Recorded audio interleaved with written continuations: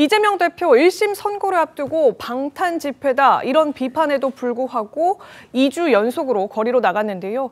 심판의 날이 하루하루 다가올수록 이재명 대표 발언 수위도 상당히 거세지는 모습입니다. 촛불로 몰아낸 어둠이 한층 크고 캄캄한 암흑이 되어 복귀했지만 어둠이 결코 빛을 이길 수 없다는 것을 우리 다시 한번 증명해 냅시다, 여러분. 대통령은 이 나라의 지배자가 아니라 국민의 공복임을 인정할 때까지 함께 포기하지 말고 싸웁시다. 국가 권력은 국민으로부터 나온 것입니다. 국민과 국가에 위태롭게 사용한다면 책임을 물어야 하는 것 아닙니까? 두 글자로 된 말을 차마 할 수 없어서 이렇게 말했습니다만 국민의 명령에 그들이 복종해야 합니다. 복종하지 않는다면 우리 앞에 무릎 꿇게 만들어 봅시다, 여러분. 지난 2주 동안 이재명 대표가 발언도 거칠게 하고요. 직접 총동원령도 내렸지만 민주당의 기대만큼 국민적 호응을 이끌어내는 데는 실패했다는 평가가 나오고 있습니다. 실제로 참여 인원도 꽤 많이 줄어들었습니다. 화면 함께 보겠습니다. 탄력을 받지 못하고 있는 집회. 자, 2일 집회. 지지난주 토요일이죠. 2일 집회에서는 경찰 추산 17,000명, 그리고 민주당 추산 약 30만 명이라고 주장을 했습니다만 9일 집회에서는 15,000명, 경찰 추산 2,000명 감소했고 그리고 민주당 추산 역시 스스로가 평가했을 때도 30만 명보다 10만 명 줄어든 약 20만 명이라는 주장을 또 내놨습니다. 이렇게 줄어들었다는 것은 그만큼 야권에서 주장하고 있는 윤석열 대통령의 탄핵에 대한 어떤 동력이 굉장히 떨어지고 있다. 대다수의 국민들, 많은 국민들이 여기에 대해서는 적어도 여기에 대해서만큼은 동의하지 않고 있음을 보여주는 것 아닌가라는 생각도 드는데요. 어떻게 평가하십니까? 전국의 지구당, 이제 민주당 이름으로 따지면 지역위원회죠. 네. 지역위원회가 253개입니다. 그리고 수도권 120개가 훨씬 넘습니다. 그러니까 만약에 이재명 대표의 총동원령에 따라서 민주당 내의 현역위원이나 지역위원장들도 동의를 했다면 상당수를 아마 이른바 동원했을 겁니다. 그렇죠? 네. 물론 뭐 자발적인 참여자가 없으라는 법은 없지만 동원을 했을 텐데 지금 그 결과를 보면 민주당 주장조차 이제 그 일주일 만에 33%가 결국 줄어든 규모 맞습니다. 아니겠습니까? 네. 더군다나 이 장소라는 건 서울시청이라는 거는 그 오후 4시에 지난 11월 9일 오후 4시에 민노총 집회가 있던 바로 그 장소고요. 네. 그다음에 5시쯤에 촛불행동이라는 데가 집회를 했었고 이어서 민주당이 6시 네. 반에 집회를 한 거거든요. 그러면 민노총이나 촛불행동에 그 집회에 참석했던 사람들이 자연스럽게 민주당 집회에도 참여할 수 있었을 거라고요. 네. 그런데 그런 걸 다 합쳤는데도 오히려 일주일 전에 비해서 줄었다 하는 거는 적어도 그 일반 국민들의 중도층이 그 관심을 보이지 않았다는 부분 하나 하고 민주당 내에서조차 이 집회에 대한 이재명 대표의 호소가 먹혀들지 않았다는 얘기가 되는 거죠. 그렇기 때문에 아마 이재명 대표는 제가 보기에는 네. 상당한 그 어떤 심리적 충격을 받지 않았을까 이렇게 관측이 됩니다. 글쎄, 저는 뭐 줄었는지는 잘 모르겠어요. 제가 네. 그 취재를 그 민주당 인사들한테 해보면 줄지 않았다, 좀 늘었다 이렇게 얘기하거든요. 아, 2일 집회보다 늘었다? 네네. 예. 근데 이제 왜 그러면은 자체 추산을 줄였냐. 네.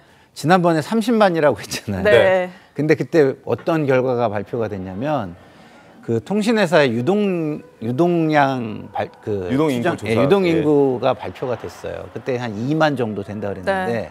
너무 차이가 나잖아요. 아. 그러니까 그때의 그게 너무 이제 국민들한테 주는 어떤 이미지가 안 좋을 거다라는 생각을 저는 했을 것 같고요. 그래서 좀 약간 축소해서 발표를 한 거 아닌가 이런 생각이 드는데 네. 어쨌든 그 통신에 의한 그 유동량 추산이 다시 한번 그 결과가 다시 나오면 예. 좀 더 확실하게 나올 것 같긴 한데 제가 알고 있기로는 그렇게 줄지는 않았다 이런 생각이 드는데 확 는 건 또 아니죠. 예. 사실은 이게 대통령의 담화가 있은 후에 확 늘 것이라고 좀 기대하는 부분이 있었는데 그렇죠. 늘지는 않았는데 그건 또 저는 어떻게 해석을 하냐면 이게 국민의힘과 현재 여당과 정권이 안 된다. 그렇지만 거기가 안 된다고 해서 민주당을 바로 지지하는 것은 아니다라는 것을 보여주는 거라고 생각합니다. 알겠습니다. 예, 하지만 이 장외 집회 동력을 살리기 위한 민주당의 노력 거듭 계속되고 있는 분위기입니다. 우선 가장 다급해 보이는 이재명 대표, 이런 상황에 음모론으로 맞섰다, 이런 말들이 나오고 있습니다.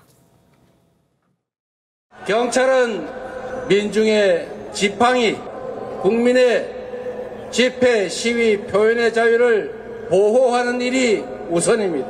제가 바라본 지금 경찰의 모습은 우리 국민들을 감시하고 모이지 못하게 방해하고 어떻게든지 숫자를 줄이려는 권력의 추구처럼 보였습니다. 이렇게 불편하게 주권 행사를 해야 되겠습니까? 예, 또 뭐 상고 당일 친명계 모임이죠. 혁신회의. 네. 더민주 혁신회의와 또 독재탄압위원회가 법원 앞에서 집회를 하겠다, 지금 이렇게 예고하고 나선 상황인데, 네. 이런 일련의 집회 상황들 재판부 압박용으로 볼 수밖에 없지 않느냐, 이런 해석이 있는데요. 실제 영향을 좀 미칠 것 같습니까? 영향이야 미치지 않겠지만 압박감이야 상당하죠. 결론은 사실 지금 나 있습니다.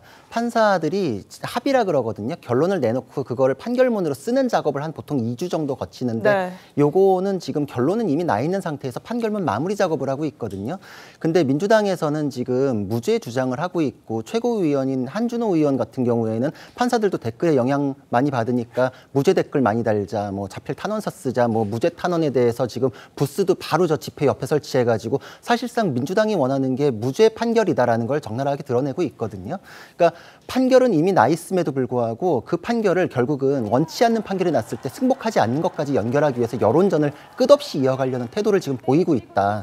판사 개인에 대해서도 지금 공격도 난무하고 있는데 그거에 대해서도 방치하고, 민주당에서 자기들은 관여하고 있지 않다고 하는데 민주당의 조직들이 지금 집회를 예고한 거는 사실 한 몸이잖아요. 그러니까 판사에 대해서 압박을 해서 내가 원하는 판결 날 때까지는 계속 여론전 하겠다라는 것이기 때문에 승복하지도 않을 거다, 이런 것까지도 예측할 수 있다 생각합니다. 알겠습니다. 오늘 아침에 또 더불어민주당 의원들이 SNS에 이런 글들을 올리고 있습니다. 이재명 대표 무죄 판결 촉구 탄원서 서명자가 100만 돌파했다, 이렇게 지금 홍보를 하고 있는 그런 상황입니다. 한준호 의원도 조금 전에 무죄 탄원 서명 100만 넘었다, 그리고 이제는 김건희 특검 촉구 1000만 돌파를 기대해야 한다, 뭐 이런 메시지까지 내고 있긴 하던데요.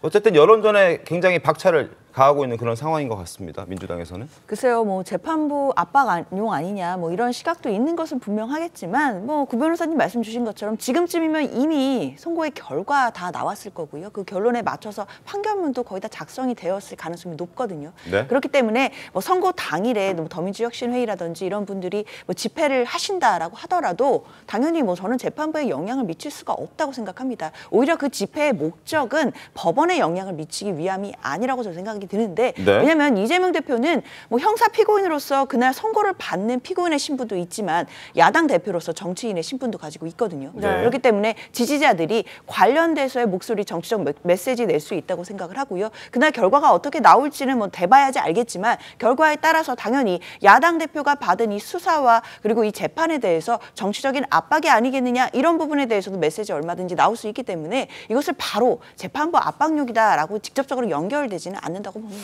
알겠습니다.